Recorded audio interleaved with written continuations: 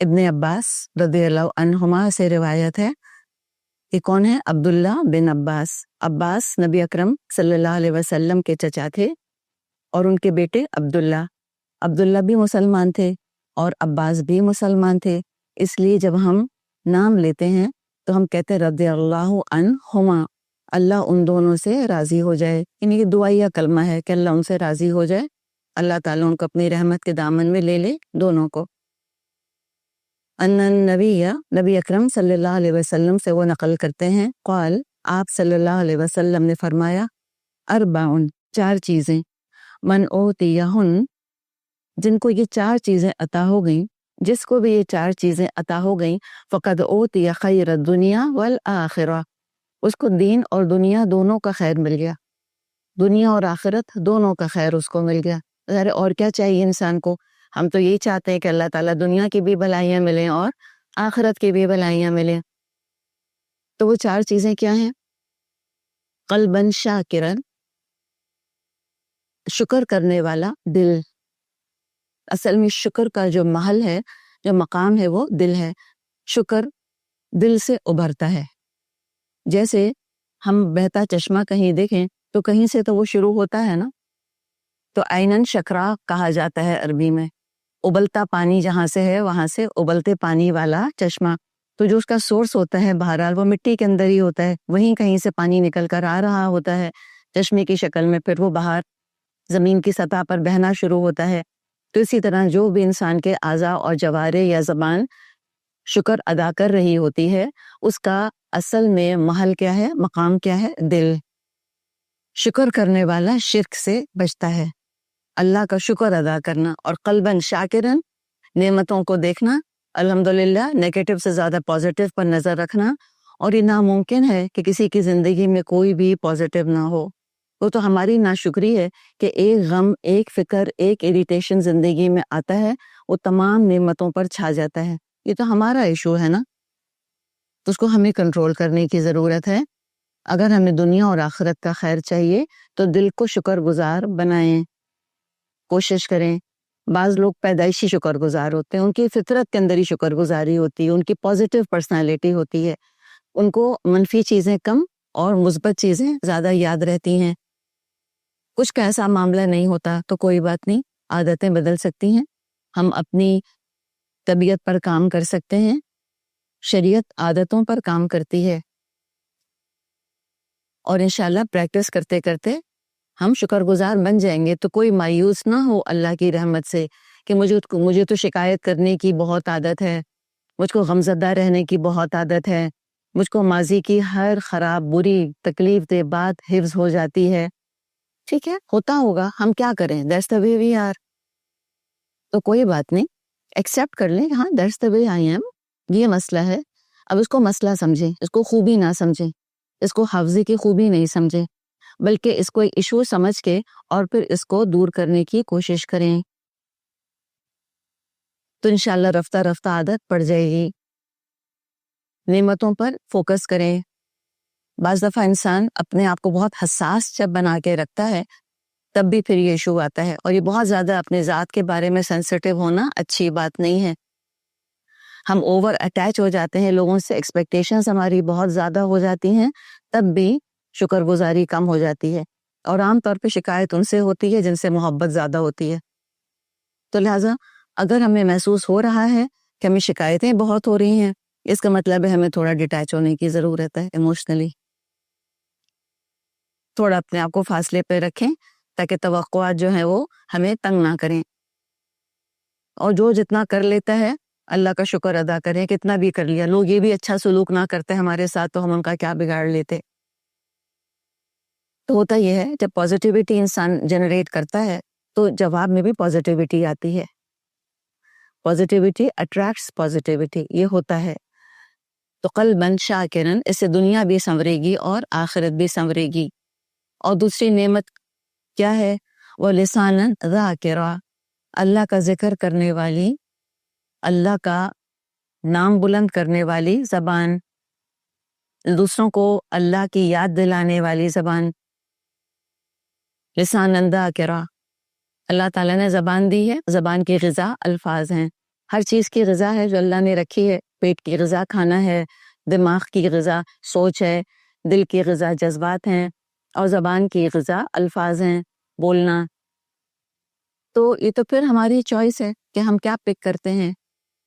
تو basically choice میری ہے کہ میں کیا بولنا چاہتی ہوں. میری زبان ڈکٹیٹ نہیں کرے گی. میں یہ نہیں کہوں گی خود بخود زبان سے نکل گیا. ابھی خود بخود کیسے نکل گیا زبان سے؟ تو یہ بہت بڑا فیکٹر ہے جو آپ صلی اللہ علیہ وسلم نے یہاں بیان فرمایا ہے. سب سے زیادہ زبانیں ہی ہمیں زخمی کر رہی ہوتی ہیں. دوسروں کو زخمی کرنا تو اپنی جگہ، سب سے زیادہ ہمیں ہماری زبان نقصان پہنچا رہی ہوتی ہے. ہماری نیکیاں ہمارے دشمنوں، ہمارے بدخواہوں یا ہمیں تنگ کرنے والوں کے اعمال نامے میں جاری ہوتی ہیں، اور یہ ٹرانسفر کرنے والی چیز زبان ہے. شکایت ان کی کرنا، غیبت ان کی کرنا، پھر غیبت جو ہے وہ بہتان تک، پھر بدگمانی تک جاتی ہے. وہ غیبت اکیلی نہیں آتی نا. وہ کہتے ہیں نا there's never a single cockroach. ایک کاکروچ نہیں ہوتا، اس کے پیچھے ضرور انڈے بچے اس کے کہیں ہوتے ہیں. وہ تو کچن میں کبھی یا واش روم کے اندر کوئی ایک جو نظر آ جاتا ہے ہم کو، تو وہ تنہا نہیں آیا ہوتا، وہ پیچھے خاندان چھوڑ کر آیا ہوتا ہے. تو لہٰذا یہ زبان پہ جو شکایتیں آ رہی ہوتی ہیں، یہ اس کے پیچھے کہانی ہوتی ہے بہت بڑی. غیبت اکیلی نہیں ہوتی، غیبت 10 مسائل اور لے کر آتی ہے. تو لہٰذا اپنی زبان کو جب غذا فراہم کرنی ہے تو ذمہ داری میری ہے، میں اس کو حلال غذا فراہم کروں. تو یہ بھی پھر انسان عادت ڈال سکتا ہے کہ جب بولے تو سوچ کے بولے، اور بولے تو تول کے بولے. اس میں کم بولنا بہت اچھا ہے. زبان کو جتنی کم غذا دیں گے اتنی یہ زبان درست رہے گی. جب اس کو اوور فیڈ کریں گے، سب سے بڑی دشمن ہماری یہی بنے گی. جیسے کہ حدیث میں آتا ہے من صمت نجا، جو خاموش رہا اس نے نجات پائی. آزما کے دیکھیں. اب یہ ہمیں نہیں کہنا چاہیے کہ بس میرے منہ سے نکل گیا میں کیا کروں، میں تو مجبور ہو گئی، میرا یہ مطلب تھوڑی تھا. بول پڑتے ہیں، اوندے سیدھے الفاظ استعمال کر لیتے ہیں. اس کو بعد میں پھر جب غصہ ٹھنڈا ہوتا ہے جسٹیفائی کرنے کی کوشش کرتے ہیں اور زندگی مصیبت کرتے ہیں اپنی. تو ہے مشکل کام، لیکن سب سے پہلے انسان اگر زبان کو ذاکرن بنانا چاہتا ہے تو پہلا کام کیا کرنا ہوگا؟ خاموش رہنے کی عادت ڈالنی ہوگی. خاص طور پہ جب جذباتی ہو رہے ہوں، بہت زیادہ خوش، بہت زیادہ کسی پر پیار، یا بہت زیادہ کسی پر غصہ، یا بہت زیادہ غم، جب ان جذبات کا ہم شکار ہوں، ایسے موقعوں پہ خاص طور پہ خاموش ہونے کی عادت ڈالنے. انشاءاللہ بہت ہمیں فائدہ ہوگا. پھر سوچیں ذرا، اور اس کے بعد خود کنٹرول کریں کہ مجھے کیا بولنا ہے. زبان میری ہے، میں زبان کی نہیں ہوں. میرا بس چلنا چاہیے زبان کے اوپر، زبان کا بس نہیں چلنا چاہیے میرے اوپر. جب ہماری زبان ہمارے قابو میں نہیں ہے تو پھر ہم کسی اور سے کیا شکایت کرتے ہیں اس کی زبان کی، کہ اس نے یہ کیوں کہا اور اس نے ایسے کیوں کہا. بھئی اپنی زبان کا تو پہلے دیکھو. ہم کہتے ہیں نا فزیشین ہیل تھائی سیلف، اپنے آپ کو تو پہلے ہم دیکھیں. تو جس نے زبان کو قابو کر لیا، یقین جانے اس نے اپنے نفس کو قابو میں کر لیا. بہت حد تک اس کا اپنے اوپر کنٹرول آ گیا، سیلف کنٹرول. اور یہ مومن کے لیے ضروری ہے سیلف کنٹرول. اور یہ شریعت ہمیں سکھاتی ہے، باقاعدہ ہمارا تزکیہ کرتا ہے قرآن، کہ تاکہ ہم اپنے آپ کو کنٹرول کریں. ہمارے کنٹرول میں ہونا چاہیے ہمیں کیا سوچنا ہے، ہمارے کنٹرول میں ہونا چاہیے ہمیں کن جذبات کا اظہار کرنا ہے، ہمیں کیا الفاظ استعمال کرنے. تو جب خاموش ہوں گے انشاءاللہ تعالی، اس کے بعد پھر ہم اس کو اس نہج پر ڈال سکیں گے جس پہ ہم اس کو ڈالنا چاہتے ہیں. پہلے غلط ٹریک سے لے کر تو آئیں، واپس اصلاح کریں. پہلے غلط چیز کو چھڑوائیں جو ایڈکشن ہو گیا ہے بولنے کا. صرف بولنا بڑا ایڈکٹیو ہے. لوگوں کو ایک طرح سے پیشن ہو گیا ہے بولنے کا. اور بولنا صرف زبان سے بولنا تو نہیں ہوتا، اب تو میسیجز وغیرہ بولنا ہی تو ہے. سوچ سمجھ کے میسیجز ڈالیں، مختصر ڈالیں، کم فون کریں لوگوں کو، کم گفتگو کریں. تو انشاءاللہ پھر جب ٹائم نکلے گا اس کے بعد پہ یوٹیلیٹی ہوگی انشاءاللہ تعالیٰ. پھر اس میں کیا کریں؟ ذکر انٹروڈیوس کریں. اور ہوگا کیا کہ اللہ کو یاد کرتے کرتے پھر جب ضرورت پڑے گی تو فوراً پہلے اللہ یاد آئے گا، اور اللہ کی یاد خود تزکیہ کرتی ہے انسان کا. الحمدللہ خود انسان کو گناہوں کے استعمال سے، یعنی گناہ والے الفاظ کے استعمال سے اللہ کی یاد روک دیتی ہے. اسی کے پتہ ہے ہمیں کہ ما یلفظ من قول الا لدیہ رقیب عتید، ایک لفظ نہیں نکلتا زبان سے مگر ایک چوکس نگران اس کو لے لیتا ہے۔ تو ہمیں پتہ ہے کہ الفاظ کا حساب ہوگا، یہ تولے جائیں گے۔ تو یہ سب چیزیں اللہ کی یاد سے یاد آ جاتی ہیں۔ انسان کے تزکیے کے لیے بہترین چیز ہے زبان کا اچھا استعمال کرنا۔ اور کیا؟ وَبَدَنًا عَلَى الْبَلَاءِ صَابِرًا، اور ایسا جسم اس کے پاس ہو جو کہ بلاؤں پر صبر کرے، دکھ بیماری پر صبر کر سکے۔ صحت کا اچھا ہونا یہ بھی بہت بڑی بات ہے، پلس مشکل یا غم پڑنے پر اپنے اعضاء سے کوئی غلط حرکت صادر نہ ہونے دینا۔ پھر وہی والی بات، ہاتھ پاؤں میرے ہیں، میں تو ہاتھ پاؤں کی نہیں ہوں، ان کو میری مرضی سے چلنا چاہیے، اور میری مرضی اگر اللہ کو راضی کرنے کی ہے تو یقیناً پہ میرا جسم بھی میرے قابو میں ہوگا۔ تو بہت جزا فضا کرنا، بعض دفعہ لوگوں کو غصہ آتا ہے، چیزیں اٹھا کے پھینک دیتے ہیں، سنا گیا، برتن توڑ دیتے ہیں، دیوار سے دے مارتے ہیں، چیزیں دروازہ زور سے دے مارتے ہیں۔ تو یہ سب کیا ہے؟ یہ بے صبری کی علامتیں ہیں، یہ سب امیچورٹی کی باتیں ہیں، یہ ہلکا پن ہے شخصیت کا۔ اس کا مطلب ہے ٹھہراؤ نہیں ہے، گریس نہیں ہے شخصیت کے اندر، ابھی میچورٹی نہیں آئی ہے۔ تو مومن کے اندر ٹھہراؤ ضروری ہے۔ ہم اپنی نفس کو اس طرح شیٹر خود نہیں کر سکتے، لیکن ہمیں تو جنت کمانی ہے۔ اپنے اعصاب کو ہم برباد کریں گے اس طرح اوور ری ایکٹ کر کے، چیخ کے، چنگھاڑ کے، اور اپنے ہاتھ پاؤں سے اپنا تماشا بنا کے، تو کون عزت کرے گا ہماری؟ کوئی بھی نہیں کرے گا، نہ چھوٹے کریں گے نہ بڑے کریں گے۔ پاؤں پٹکتے ہیں، پتہ نہیں کیا کیا کرتے ہیں لوگ، یا خوش ہو رہے ہیں تو آپ ایسے باہر ہوئے چلے جا رہے ہیں، گر رہے ہیں، لوٹ رہے ہیں، ایک دوسرے پر گرے چلے جا رہے ہیں، عجیب و غریب حرکات کر رہے ہیں۔ خوش ہیں تو خوش ہونے میں آپ ایسے باہر ہوئے چلے جا رہے ہیں، روئے ہیں تو چیخ چیخ کے رو رہے ہیں، قابو نہیں آ رہے، بال کھینچ رہے ہیں اپنے، منہ پیٹ رہے ہیں اپنا، نہیں۔ تو ایسا بدن جو کہ انسان کے اپنے قابو میں ہو، وَبَدَنًا عَلَى الْبَلَاءِ صَابِرًا، ایسا جسم جو مصیبتوں کو سہ جائے۔ اسی میں ہمیں احادیث ملتی ہیں جن کا مضمون یہ آتا ہے کہ اپنی بیماری کا بہت زیادہ چرچا کرنا اچھا نہیں ہے۔ چھوٹی موٹی تکلیف اگر ہو رہی ہے خود ہی سہ جائے انسان، اگر ایک آدھ پین کلر کھانے سے اپنا علاج ہو سکتا ہے تو خود ہی کر لیں۔ عام طور پہ چھوٹے موٹے ایشوز ہی ہوتے ہیں زندگی کے، لیکن اگر کوئی ڈیلیویٹنگ پرابلم اگر آ رہا ہے تو کوئی بات نہیں، یقیناً اس کے بارے میں ہم دوسروں کو بتائیں گے کہ بھئی میں یہ کام اس لیے نہیں کر پا رہی کہ میری ٹانگ میں درد ہے یا میرے ہاتھ میں درد ہے۔ تب یہ بھی نہیں کہ ہم بالکل ہی اپنے منہ کو زپ ہم کر دیں، کسی نے کوئی کام کہا، طبیعت ٹھیک نہیں ہے، نہ کر سکے، وہ پوچھ رہے تو بتاتے نہیں بتائیں کہ بھئی یہ ریزن تھا، میرے سر میں درد تھا، میرے ہاتھ میں درد ہے، مجھے چوٹ لگ گئی ہے، میں اس لیے نہیں کر پا رہا یا اس لیے نہیں کر پا رہی۔ لیکن عام طور پہ اپنی چھوٹی موٹی بیماریوں تکلیفوں کا بہت زیادہ شورا نہیں کرنا چاہیے، یعنی کہ ہائپوکونڈریاک نہیں ہونا چاہیے انسان کو۔ تو اور دوسرے یہ کہ جب ایسا بدن ہمیں چاہیے جو کہ مشکلات کو سہ سکے تو صحت کا خیال رکھنا کتنا ضروری ہے۔ تو اچھا کھائیں، آرام دیں، ایکسرسائز کریں، اپنے جسم کا خیال رکھیں پوری طرح سے تاکہ جسم سٹرونگ ہو۔ حدیث میں آتا ہے المومن القوی خیر من المومن الضعیف، مضبوط مومن کمزور مومن سے بہت بہتر ہے، اور حدیث میں آتا ہے لیکن دونوں ہی کے اندر خیر ہے۔ اور ہم جانتے ہیں کہ ہمارا جو ذہنی حال ہوتا ہے وہ ہماری جسمانی صحت پر اثر انداز ہوتا ہے۔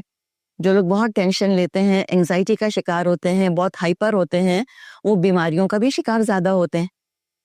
امیون سسٹم افیکٹ ہوتا ہے ہمارے مینٹل سٹیٹ سے، ہماری ذہنی حالت سے، لہٰذا اپنے آپ کو حتی الامکان پرسکون رکھنے کی کوشش کریں۔ اسی لیے حدیث میں کیا آتا ہے کہ 3 دن سے زیادہ 2 مسلمان آپس میں بات چیت بند نہ رکھیں، اس کو اپر لمٹ کر لیں 3 days، 3 دن میکسیمم ہے جس میں کہ غصہ ٹھنڈا پڑ جانا چاہیے، اس سے زیادہ نہیں۔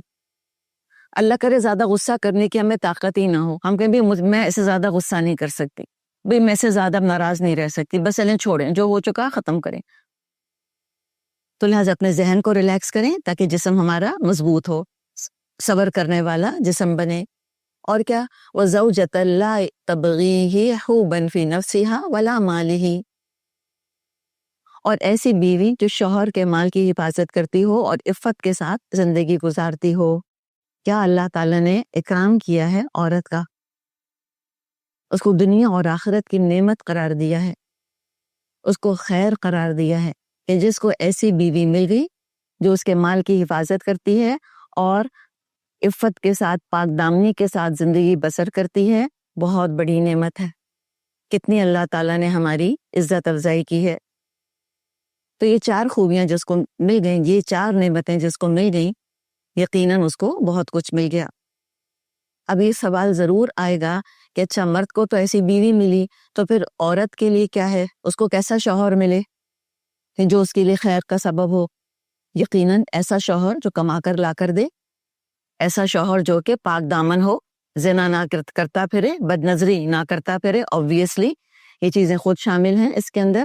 اور آج ہم جانتے ہیں کہ آج نکاح کے رشتے کے علاوہ اور کوئی اور ایسا رشتہ نہیں ہے کہ جس میں کوئی مرد یا کوئی عورت کسی دوسرے سے کسی قسم کا جذباتی یا رومانٹک تعلق قائم کرے۔ نہ ایموشنل افیئر ہونا چاہیے، نہ کوئی فزیکل افیئر ہونے کی گنجائش ہے، اور نہ ہی کسی اور قسم کے افیئر کی گنجائش ہے۔ صرف اور صرف نکاح کا رشتہ ہے جس میں ان تمام چیزوں کی اجازت ہے، اس کے علاوہ نہیں۔ آج کل ہم سنتے ہیں نا، ایک تو باقاعدہ نعوذ باللہ ایکسٹرا میرٹل قسم کے افیئرز ہوتے ہیں، یا اب ایک نئی ٹرمینالوجی نکلی ہے ایموشنل افیئر، کہ وہ کہتے نہیں خالی دوستی ہے میری، میں تو خالی اپنے دکھ درد شیئر کرتا ہوں کسی لڑکی کسی عورت سے۔ نہیں، اس کی بالکل اجازت نہیں ہے۔ اس قربت کی، اس اپنائیت کی اجازت نہیں دی اللہ تعالیٰ نے کہ محرم اور نامحرم اس قربت کا مظاہرہ کریں کہ رات بے رات بیچ رات میں اٹھ کے میسیجز ایکسچینج کر رہے ہوں۔ کوئی پلیٹونک ریلیشن شپ ایسی نہیں ہوتی۔ یہ جو کچھ تعلق رکھنا ہے مرد مرد کے ساتھ، عورت عورت کے ساتھ، یا میاں بیوی آپس میں رکھیں، اور محرم رشتوں کے اندر اس کو محدود کر کے رکھیں۔ تو اللہ تعالیٰ پھر عورتوں کو ایسے شوہر دے جو کما کر لائیں اور ان کی عزت کریں اور اپنی عزت کی بھی حفاظت کریں، با وفا شوہر ہوں، لوئل ہوں، آپس میں ٹرسٹ ہو۔ تو یہ بہت بڑی اللہ تعالیٰ کی نعمت ہے۔ یہ سب چیزیں انسان کو دنیا میں پرسکون رکھتی ہیں، قلباً شاکرن، لساناً ذاکرن، بدناً علی البلاء صابرن، اور زوجتاً لا تبغیہ خوباً فی نفسہا ولا مالہ۔ ایک اور حدیث دیکھیں، لیکن یہ حدیث کے اوپر پڑھی، یہ طبرانی میں ہے، ابن ماجہ میں ایک اور حدیث ہے، اور یہ بھی ابن عباس ہی سے ہے، عن ابن عباس رضی اللہ عنہ قال، فرماتے ہیں، جاء رجل الی النبی، ایک مرد آیا، ایک شخص آیا نبی صلی اللہ علیہ وسلم کے پاس، فقال، تو بولا، یا رسول اللہ، اے اللہ کے رسول صلی اللہ علیہ وسلم، دلنی علی عمل اذا علمتہ احبنی اللہ و احبنی الناس، میری رہنمائی فرمائیے ایسے عمل کی طرف کہ جب میں وہ عمل کروں تو اللہ مجھ سے محبت کرنے لگ جائے اور لوگ بھی مجھ سے محبت کرنے لگ جائے۔ مومن کی زندگی میں یہ مرحلہ آتا ہے، یہ مقام آتا ہے، اور اکثر آتا ہے کہ اللہ بھی راضی ہے اور لوگ بھی راضی ہیں۔ تو کتنا پیارا سوال پوچھا اس نے کہ مجھے کوئی ایسا عمل بتا دیجئے کہ اللہ بھی مجھ سے محبت کرے اور لوگ بھی مجھ سے محبت کریں۔ یہ تو نیچرل ہے، ہم چاہتے ہیں۔ کوئی نہیں چاہتا کہ لوگ مجھ کو ناپسند کریں، لوگ مجھ سے ریولجن فیل کریں، لوگ میری بے عزتی کریں۔ کون چاہتا ہے یہ؟ ہم میں سے کوئی بھی نہیں چاہتا۔ ہم سب کو اچھا لگتا ہے کہ میں لوگوں کو اچھی لگوں، اور کوشش کرنی چاہیے کہ ہم لوگوں کو اچھے لگیں۔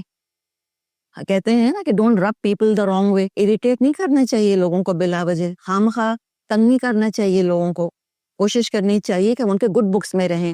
اور ہم نے پچھلی دفعہ بھی دعا جو مانگی تھی، اس میں حدیث دیکھی تھی کہ اپنی عزت کی، اپنی ریپوٹیشن کی بھی حفاظت کرنی چاہیے، کوئی لوگوں کو ہمارے بارے میں غلط فہمی، بدگمانی نہ ہونے پائے۔ تو اس نے چاہا، آپ صلی اللہ علیہ وسلم نے کتنا پیارا جواب دیا، فقال، آپ نے فرمایا، عزت فی الدنیا، دنیا سے غنی ہو جا۔ عزت یعنی زہد کی زندگی اختیار کر لے، بہت زیادہ دنیا جمع کرنے کی لالچ دل میں نہ رکھ۔ تو زہد کیا ہے؟ ہرس اور لالچ اور طمع، گریڈ سے اپنے آپ کو آزاد کرنے کی کوشش کرنا۔ زہد اور رہبانیت کا فرق ہم نے ڈسکس کیا تھا۔ رہبانیت کیا ہے؟ دنیا چھوڑ دینا، نہ نوکری کرنا، نہ شادی کرنا، نہ اچھا پہننا، نہ کمانا۔ یہ کیا ہے رہبانیت؟ یہ تو اسلام میں نہیں ہے، سختی سے منع ہے۔ لا رہبانیت فی الاسلام، اسلام میں کوئی رہبانیت نہیں۔ زہد کیا ہے؟ کہ انسان شادی بیاہ کرتا ہے، کاروبار کرتا ہے، گھر بناتا ہے، رہتا ہے اس کے اندر، کھاتا پیتا ہے، لیکن مقصد نہیں بناتا دنیا کو۔ وہی والی بات، ڈیٹیچمنٹ۔ بہت پیارا ڈریس ہے، الحمدللہ، نہیں ہے کوئی بات نہیں، بہت پیارا جوتا ہے الحمدللہ، نہیں ہے تو کوئی بات نہیں، چپل سے بھی گزارا ہو رہا ہے، اللہ کا شکر ہے. معمولی لباس ہے تو کیا ہوا، جسم تو ڈھکا ہوا ہے الحمدللہ. کوئی ضروری نہیں کہ بہت فینسی ہو. تو پھر اس میں انسان کنٹینٹ ہو جاتا ہے، جتنی دنیا میرے پاس ہے الحمدللہ میں اس کو ہی سنبھال لوں تو بہت ہے. اور ہم سب اپنی زندگی میں جھانک کے اگر اس وقت دیکھیں تو ضرورت سے زیادہ ہی ہے، ضرورت سے زیادہ ہی ہے. خاص طور پر جب موسم بدلتا ہے، گرمی جا کر سردی آ رہی ہوتی ہے، سویٹرز نکالنا ایک مرحلہ ہے، مرحلہ. سوٹ کیس اتارو، پھر دیکھو، پھر دیکھ کے انسان اپنا سر پیٹتا ہے کہ اتنے سویٹر کیوں جمع کر لی. خاص طور پہ جس طرح کے موسم میں ہم رہتے ہیں کراچی والے لوگ، یہاں تو ایک تھوڑی سی دیر کے لیے وزٹ کرنے کے لیے سردی آتی ہے، لیکن کیا کریں ان شالوں اور سویٹروں کا، کیا کریں گرم کپڑوں کا، ضرورت سے زیادہ ہی ہے نا. پھر جب سردیاں جا رہی ہوتی ہیں پھر ان کو پیک کرو، دھلواؤ، دھو رکھو، سنبھالو، پھر گرمی والے کپڑے نکالو. تو لہٰذا ان چیزوں میں انسان اپنے آپ کو ہلکا رکھے، اور ہمیں پتہ ہے کہ ہم ہلکے ویسے بھی نہیں ہیں. ضرورت سے زیادہ برتن ہیں، ضرورت سے زیادہ چادریں ہیں، الماریاں یہ نہیں ہے کہ خالی پڑی ہیں گھروں کے اندر، الا ماشاء اللہ، ماشاء اللہ تبارک اللہ، اللہ برکت دے جو ہمارے پاس ہے. ابلی پڑ رہی ہیں الماریاں، چادریں ہیں تو سر کو آ رہی ہیں، تولیے ہیں تو دیکھو تو ڈھیر لگا ہوا ہے ہر چیز کا. تو ٹھیک ہے، اب جو ہے وہ ہے، دنیا کم سے کم کرنے کی کوشش کریں، اس میں وقت میں برکت ہوگی انشاءاللہ تعالی، اور دماغ بھی پرسکون ہوگا اور دل بھی پریشان نہیں ہوگا. جتنی زیادہ دنیا سمیٹیں گے اتنا دل پریشان ہوگا. آزما کے دیکھ لیں، جتنی کم دنیا ہوتی ہے اتنا انسان سمٹا ہوا ہوتا ہے، جتنی سمٹی ہوئی زندگی ہوتی ہے اتنا پرسکون ہوتا ہے. جتنا زیادہ بازار جائیں گے اتنا زیادہ لالچ اور طمع دل میں آتا ہم محسوس کریں گے. ونڈو شاپنگ وغیرہ یا آن لائن چیزوں کو مت دیکھتے رہا کریں، just a waste of time, کوئی فائدہ نہیں ہے. ازہد فی الدنیا، آپ نے کہا کہ دنیا سے بے پرواہ، تو بے پرواہ کو ایکسپلین کرنے کے لیے ساری کہانی آپ کو سنائی. بے پرواہ کا مطلب یہ نہیں ہے کہ بچے بھوکے رو رہے ہیں تو اماں بے پرواہ ہیں، میاں کو اپنی قمیض صبح نہیں مل رہی آفس جاتے وقت، ناشتہ میز پہ نہیں لگا تو بیوی صاحبہ بے پرواہ ہیں، گھر میں حال بے حال ہوا ہے، صفائی نہیں ہوئی، مٹی کی تہ جمی ہوئی ہے، بدبو آ رہی ہے، وہ کہتی نہیں میں تو ازہد فی دنیا ہو چکی ہوں، یہ میں نے سن لیا. نہیں، یہ مطلب نہیں ہے، اس کی ساری کہانی سنائی ہے. جو ہے اس کو سنبھالیں، لالچ اور طمع سے بچیں، کمپیریزن نہیں کریں، کمپٹیشن نہیں کریں دوسروں سے، حرص نہیں کریں. تو ازہد فی دنیا، دنیا سے تم زہد اختیار کر لو، یحبک اللہ، اللہ تم سے محبت کرے گا. ایک اور حدیث میں مضمون ہم کو یہ ملتا ہے کہ اللہ تعالیٰ نے فرمایا کہ اے میرے بندے، تو کم دنیا پر راضی ہو جا، میں کم عمل پر تجھ سے راضی ہو جاؤں گا. اور کیا، وزہد فی ما عند الناس، اور جو لوگوں کے ہاتھوں میں ہے اس کو بھی بہت توجہ نہ دیا کر. یحبک الناس، لوگ تجھ سے محبت کرنے لگیں گے.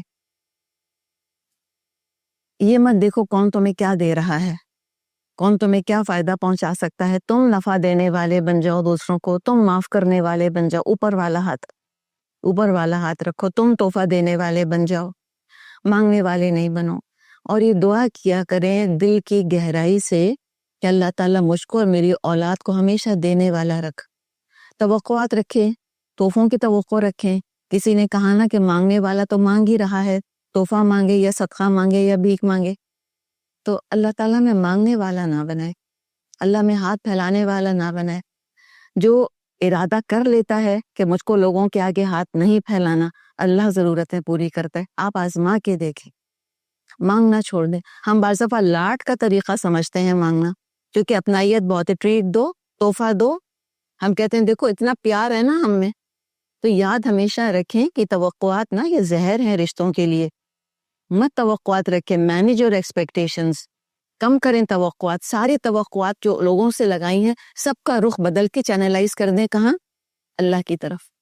اللہ سے بے حساب توقعات، بے حساب. آٹومیٹکلی دعاؤں میں اضافہ ہوگا، آٹومیٹکلی لساناً ذاکرن بن جائے گی، آٹومیٹکلی قلباً شاکرن بن جائے گا انشاءاللہ تعالی. آٹومیٹکلی اپنے اندر انسان کو طاقت اور انرجی محسوس ہوگی، نشاط محسوس ہوگا. تو یہ چھوڑ دیں جو لوگوں کے پاس ہے، مت دیکھا کریں، گھر آ کے ڈسکس مت کیا کریں.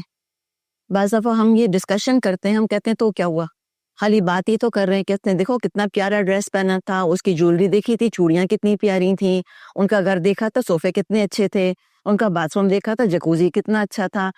کیا ضرورت تھی؟ اگر نظر پڑ گئی اور واقعی جانا ہی پڑ گیا کسی کے گھر میں ادھر ادھر، تو پھر آ کے باتیں نہیں کریں اس کے بارے میں، سے عظمت بڑھتی ہے دنیا کی. دراصل وہ ایک روایت ہی ملتی ہے کہ کچھ لوگ تھے جو آپس میں بہت دنیا کی بات کر کے کہہ رہے تھے کہ دیکھو لوگ کیا دنیا کے پیچھے پڑے ہیں، اور دنیا تو اتنی بیکار چیز ہے اور اتنی گھٹیا چیز ہے. تو جو ان کے استاد تھے وہ سنتے رہے، پھر کہنے لگے کہ اگر تمہارے دلوں میں دنیا کی اتنی عظمت نہ ہوتی تو اتنی باتیں بھی نہ کرتے اس کی. یہ ہے نا. تو بات یہ ہے کہ جو لوگوں کے پاس ہے اللہ ان کو مبارک کرے الحمدللہ، تو اس کو دیکھا ہی نہ کریں. بعض دفعہ شاید آپ کا تجربہ بھی ہوا ہوگا، لوگ اوپر سے نیچے ایویلیوٹ کر لیتے ہیں آپ کو، اوپر سے نیچے آپ کی ویلیو ایسیس کر رہے ہوتے ہیں آپ کی ریپنگ سے. کیسا لباس، کیسا زیور، کیسا جوتا بھی دیکھ لیتے ہیں بھائی، پرس بھی دیکھ لیتے ہیں، ہینڈ بیگ بھی دیکھ لیتے ہیں، سبھی کچھ دیکھ لیتے ہیں. تو اگر کوئی کرتا ہے تو کرے، مجھ کو اور آپ کو نہیں کرنا. تو جو لوگوں کے پاس ہے اسے بے پرواہ ہو جاؤ. وہ کروڑوں کا پہنے الحمدللہ اللہ مبارک کرے، وہ 10 کا پہنے اللہ ان کو مبارک کرے. ہمیں تو ایسنس دیکھنا ہے نا انسان. تو انسانیت کی قدر کرو، ہیومینٹی کی رسپیکٹ ہونی چاہیے، ان کی ریپنگز کی نہیں. اور نہ توقعات رکھو. وزہد فیما عند الناس، بے پرواہ ہو جاؤ اس سے جو لوگوں کے پاس ہے. یحبک الناس، لوگ تم سے محبت کرنے لگ جائیں گے. کیوں؟ ہر ایک کو دینے والے اچھے لگتے ہیں، ہر ایک کو. لینے والے اچھے نہیں لگتے، مانگنے والے، توقعات لگانے والے اچھے نہیں لگتے. تو کوئی آتا ہے اور تحفہ لے کر آتا ہے، کیسا جانے من لگتا ہے ہم کو. اور بعض کے بارے میں پتا ہو کہ آ کے مانگیں گے تو کیسی جان گھٹتی ہے انسان کی. جیسے کسی خاتون نے بتایا اپنی بیٹی کے سسرال والوں کا کوئی ذکر کر رہی تھی کہ جب آنے والے ہوتے ہیں وہ میں لفافے تیار رکھتی ہوں پہلے سے. ہر دفعہ کو لفافے دیے جاتے ہیں بیٹی کے سسرال والوں کو. کیا بیٹی کی ساس کو اتنا بھاری بن کر جانا چاہیے اپنے بیٹے کی سسرال، یا وائس ورثہ؟ نہیں. تو لہٰذا توقعات نہیں ہونی چاہیے. جس نے جو دے دیا الحمدللہ. تو ظاہر ہے ہر ایک کو پھر ایسٹس اچھے لگتے ہیں، ہر ایک کو دینے والے اچھے لگتے ہیں. تو ظاہر ہے لوگ محبت کریں گے. جتنے ہلکے رہیں گے ہم لوگوں کے لیے اتنا ہی انشاءاللہ تعالیٰ لوگ ہم سے محبت کریں گے. تو اتنے سارے خیر کے طریقے ہیں جو کہ آپ صلی اللہ علیہ وسلم نے ہم کو سکھا دیے کہ جن کو یہ تمام چیزیں مل گئیں، جس نے یہ خوبیاں اپنے اندر انکلکیٹ کر لیں، اس کو تو بہت کچھ خیر مل گیا. ابھی دعا ہے سورۃ القصص آیت نمبر 24 میں آتی ہے. موسیٰ علیہ السلام کی دعا ہے، آل ٹائم فیوریٹ دعا ہے، ون سائز فٹس آل دعا ہے. کچھ بھی چاہیے یہ مانگ لیں. جوتے کا تسمہ چاہیے مانگ لیں، قارون کی دولت چاہیے یہ دعا مانگ لیں. بہت ساری چیزیں چاہیے اور الفاظ نہیں مل رہے کہ کیسے مانگوں، اتنا کچھ چاہیے، یہ دعا مانگ لیں. اور اس کو تو ضرور ہی حفظ کر لیں، جیسے ہم نے حفظ کیا ہوا ہے نا، ربنا آتینا فی الدنیا حسنۃ وفی الآخرۃ حسنۃ وقینا عذاب النار. کو سوتے میں سے بھی ہمیں اٹھا دے تو ہم یہ دعا مانگ لیں. ایسے ہم کو الحمدللہ یاد ہے، اس طرح دعا کو یاد کر لیں. جامع ترین دعاؤں میں سے یہ ایک دعا ہے. اور جو موسیٰ علیہ السلام کا اس وقت حال تھا سورہ قصص کی تفسیر میں انشاءاللہ ہم دیکھیں گے، اس پہ تو ایسی فٹ بیٹھتی ہے کہ بس. اور کیا قبولیت اس کی ہوئی ہے. تو کیا دعا ہے؟ دعا ہے ربی، اے میرے رب، انی، بے شک میں. اچھا یہ ربی کو پھر دیکھیں، ہم نے اس پر بھی بات کی تھی کہ براہ راست اللہ سے مانگنا چاہیے. لیکن پھر ایسا نہ ہو کہ ہم کسی ایکسٹریم پر چلے جائیں. سمجھنے کی بات یہ ہے کہ نارمل طریقہ مانگنے کا یہی ہے، ٹھیک ہے. لیکن بعض دفعہ کسی نسبت سے بھی اللہ کو پکارا جا سکتا ہے. اور اللہ نے خود اپنی نسبت کی ہے، کس کی طرف؟ عرش کی طرف کی ہے. رب العرش الکریم، اللہ تعالیٰ تو عرش کریم کا رب ہے. تو یہ اللہ کی عظمت کا اظہار کرنے کے لیے ہم اللہ کی نسبت کر سکتے ہیں. یا ربا میکائل، یا ربا جبریل، ایسے کہہ سکتے ہیں. اے جبریل کے رب، اے میکائل کے رب، اے عرش عظیم کے مالک. تو یہ اللہ کی شان ہے. دراصل ہم وسیلہ نہیں بنا رہے ہوتے اس طرح سے کہ اللہ فلاں کے وسیلے سے مجھ کو یہ دے دے. ہم یہ نہیں کہہ رہے، زمین آسمان کا فرق ہے. یہ کہنا کہ اللہ ہمیں جبریل کے وسیلے سے یہ دے دے، یہ بالکل مختلف چیز ہے. اور یہ کہنا کہ اے جبریل کے رب مجھ کو یہ دے دے، یہ بالکل مختلف چیز ہے. دوسری والی شکل جائز ہے، اس کا ہمیں ثبوت احادیث میں ملتا ہے. پہلی والی شکل کا ثبوت ہمیں احادیث میں نہیں ملتا. ہم یہ کہہ سکتے ہیں اے محمد صلی اللہ علیہ وسلم کے رب مجھ کو یہ دے دے. ہم یہ نہیں کہہ سکتے کہ اللہ محمد کے واسطے وسیلے سے مجھ کو یہ دے دے. اس لیے کہ وسیلہ جب بھی ہم سفارش لے کر جاتے ہیں کسی کے پاس تو کہ اعلیٰ تر کی سفارش لے کے جاتے ہیں کہ کم تر کی سفارش لے کے جاتے ہیں. ایک کلرک کے پاس جا رہے ہیں تو کلرک کے باس کی سفارش لے کے جائیں گے یا کلرک کے چھوٹے بچے کی سفارش لے کر جائیں گے؟ اوبیسلی باس کے لے کے جائیں گے نا. کسی اعلیٰ عہدے والی کی سفارش لے کے جایا جاتا ہے. تو اللہ کے آگے اللہ سے بلند کون ہے؟ الاعلیٰ تو وہی ہے. تو ہم اللہ کے سامنے کس کی سفارش لے کے جائیں گے؟ تو نہیں، لہٰذا وسیلہ نہیں بنانا چاہیے. ہمیں یہ کوئی ثبوت قرآن حدیث میں نہیں ملتا وسیلہ بنانے کا. ہاں، اللہ کی عظمت، اللہ کی بڑائی ایک آنر کے طور پہ ہم نسبت کر سکتے ہیں. تو وسیلہ بنانے میں اور نسبت کرنے میں فرق ہے. تو یہ خیال آئے گا، کلیریفیکیشن یہ ضروری ہے کہ ایسا نہ ہو کہ ہم کسی اور ایکسٹریم پر انتہا پسندی کی طرف چل پڑیں. تو ربی، اے میرے رب، انی، بے شک میں، لما، اس کا جو، انزلتا، تو نازل فرمائے، الیہ، میری طرف، من خیرن، خیر میں سے، فقیرن، محتاج ہوں.